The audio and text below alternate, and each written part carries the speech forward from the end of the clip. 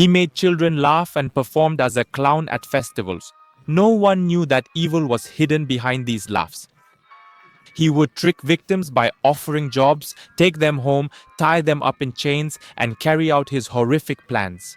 Some lay in his guest room, others in the dark space beneath the floor. Buried in the pit, forgotten teenagers. This man was no ordinary criminal. He was John Wayne Gacy, one of history's most terrifying serial killers, responsible for at least 33 children and teenagers' deaths. He was simultaneously a clown, builder, and predator, his house not a place of joy but a tomb. In this video, you'll learn about Gacy's dark life, horrific murders, and why he still haunts people's dreams today. So turn on your focus mode because nothing in the universe should distract you from watching this. This clown's name is John Wayne Gacy. He was born on March 17, 1942 in Chicago, Illinois. Gacy was the second of 3 children and the only son. His father's name was John Stanley Gacy and his mother's name was Marion Ellen Robinson. His father, a World War I veteran, suffered from alcoholism and frequently abused young John both verbally and physically. This violence continued throughout Gacy's childhood and adolescence, severely impacting his mental health. It left deep scars. The abuse Gacy suffered from his father wasn't occasional but constant. His father would compare him unfavorably to his sisters, always putting him down. These persistent insults seriously damaged Gacy's self-esteem and his concept of masculinity. One of the most memorable incidents occurred when Gacy was 4 years old. His father beat him for accidentally mixing up car engine parts. This incident remained as one of Gacy's earliest childhood memories. It clearly demonstrated his father's cruel and unforgiving attitude. This could be considered the first ingredient in creating a killer. In contrast to his father's harsh treatment, Gacy's mother Marion tried to protect her son. This was certainly good, but such duality in personality strongly affected Gacy's emotional development and future interpersonal relationships.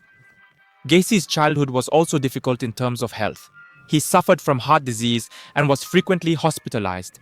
Instead of helping, his father accused him of faking illness to gain attention and sympathy. This further worsened their relationship. The abuse he endured from his father during physically vulnerable times led to his loss of identity. Gacy's health problems continued into his adolescence, intensified. During this period from ages 14 to 18, he was forced to endure many hospitalizations. Although the reason was unclear, he experienced numerous fainting spells and ruptures in his left abdomen. Gacy endured considerable hardships until the day he became that loathsome creature. These prolonged illnesses negatively affected his education and social development. Physical ailments and psychological trauma at home created intense stress during his formative years. It transformed him. At age 17, Gacy suffered another major trauma. He was sexually assaulted by a relative. He never told his parents about it. For a 17-year-old boy, telling anyone about such a thing seemed impossible. Thus, all the illnesses, his parents' treatment, and this incident together became another ingredient in the recipe creating a serial killer headed for disaster. Nevertheless, Gacy maintained close contact with his mother and sisters Karen and Joan, who provided some emotional support during his difficult childhood and adolescence. But these positive influences couldn't eliminate his darker tendencies, and everything only worsened from there. In 1960, at age 18, Gacy entered politics, working as an assistant precinct captain for a local Democratic Party candidate. Though this job was a win for Gacy, and his parents didn't approve of this job, and he still couldn't earn praise from his father. His father belittled him after hearing about his current job, calling him a mere puppet. This criticism further strained their already poor relationship. Gacy, now older, could no longer tolerate these criticisms. He moved to Las Vegas in 1962, seeking a new environment. There he first worked in ambulance services, then became a morgue employee. Yes, a morgue. It was while working at the morgue where bodies were brought that Gacy encountered a disturbing incident that deeply affected his psyche. One day, Gacy came across the body of a teenage boy. This situation would shock any normal person, but for Gacy, it awakened completely different feelings. He embraced the corpse, touched it, and felt a strange pleasure from this. That moment opened the pathway to his inner darkness. It was a life-changing event. Perhaps this was when the evil inside Gacy awakened.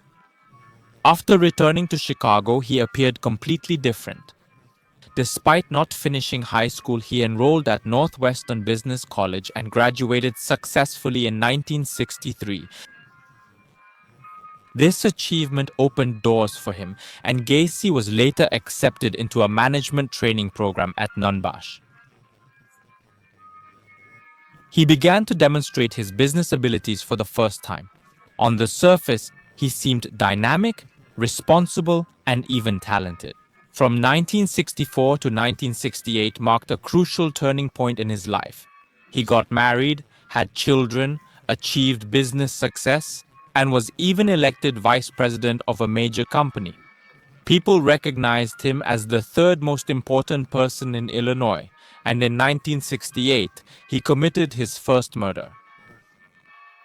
An 18-year-old man is arrested for sexually assaulting Donald Voorhees. This incident brought him to court for the first time, resulting in a 10-year sentence. But a very strange decision was made. Gacy served only 18 months in prison for good behavior before being released on parole. Just a year and a half out of 10 years. The consequences of this decision would sadly come later. It would lead to events that would shake the entire country. After prison, Gacy's life completely changed. His wife left him, he never saw his children again, and his family abandoned him completely, which may have actually saved them from disaster. For Gacy, losing his family and social standing wasn't just a simple loss. It meant the complete collapse of the public image he had carefully built for years. As expected, this only worsened his mental instability. According to reports, even in prison, he didn't fully abandon his criminal ways. In a place surrounded by criminals, that's not surprising. Most disturbing was his attempt to send a killer after Donald Voorhees, the teenager who testified against him. He tried to harm a minor's life, but thankfully this terrible plan failed. As you can see, he wasn't a good person even in prison, but staff missed this and released him. After prison, Gacy returned to Chicago and began living with his mother. To many, he seemed like someone who had changed for the better, but Gacy hadn't.